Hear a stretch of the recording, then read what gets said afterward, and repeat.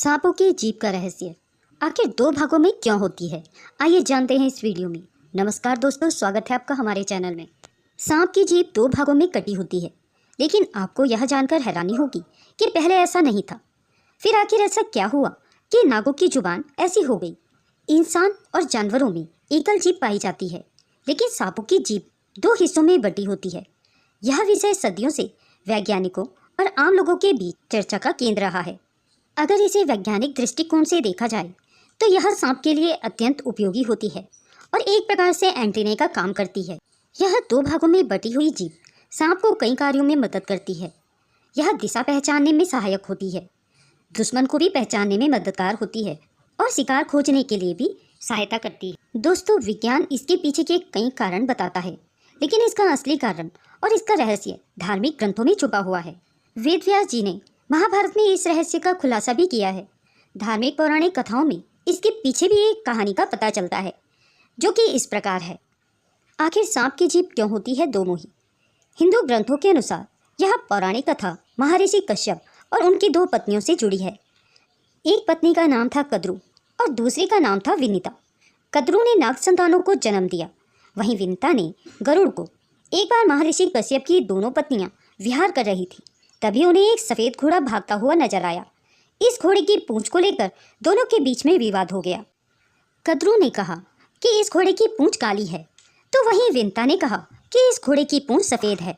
विवाद इतना बढ़ गया कि दोनों ने शर्त लगा ली। कहा कि जो भी इस शर्त में हारेगा उसे दूसरे की दासी बनना स्वीकार करना पड़ेगा। इसके बाद कद्रू ने अपने पुत्रों को आज्ञा दी कि वह सर्प रूप में पूंछ पर लिपट जाएं। ऐसा करने से पूंछ काली नजर आएगी। माता के आदेश के अनुसार उसके पुत्रों ने वैसा ही किया और विनीता शर्त हार गई। इस पर विनीता को कद्रू की दासी बनना स्वीकार करना पड़ा।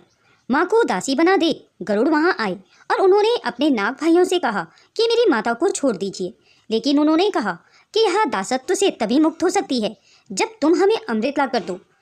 गरुड़ जी स्वर्ग से अमृत लेकर धरती पर आ गए।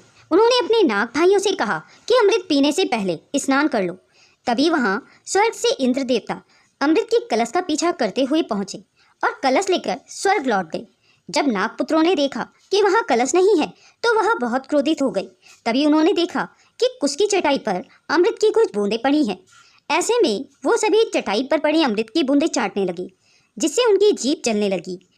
ये देखकर कद्रू गुस्से से आग बबूला हो गई और उसने विनीता को कहा कि तुमने छल किया है, तुम्हें मेरा दासत्व दोबारा स्वीकार करना पड़ेगा। तब भगवान विष्णु वहाँ प्रकट हुए और उन्होंने कद्रू के छल की बात का खुलासा करते हुए उसे और उसके पुत्रों को श्राप दे दिया कि आज से तुम्हारी जीभ दो हिस्सों में विभक्त हो जाएगी। तब से नागवंश की जीभ का ये हाल हो गया। दोस्तों, यदि वैज्ञानिक तौर पर सांपों की जीभ का रहस्य जाना जाए तो क्या आप जानते हैं कि सांपों में देखने और सुनने की शक्ति काफ़ी कम होती है, इसलिए उन्हें कुदरत ने जीभ दी है ताकि वह उसका इस्तेमाल करके देख और सुनने का काम कर सकें। पर इसके साथ वह सूंघने और आसपास का वातावरण और तापमान जानने के लिए भी जीभ का उपयोग करते हैं। अब सवाल उठता है कि आखिर उनकी जीभ कटी क्यों? इसका एक सामान्य सा उत्तर है, सांप अपनी जीभ के माध्यम से ही शिकार पकड़ता है और ये कटी जीभ सांप को शिकार के बारे में उसकी गर्मी, दूरी और दिशा सब बता देती है। कटे होने के कारण जीभ को अधिक फैलाव मिलता है, जो कि शिकार को पकड़ने में मदद करता है। दोस्तों, अगर यह वीडियो आपको पसंद आई हो तो इसे लाइक और शेयर करना ना भूलें। अगर आप मेरे चैनल में नए हैं और इस तरह के रोचक तथ्य और प्रसंग सुनना पसंद करते हैं तो मेरे चैनल को सब्सक्राइब करें।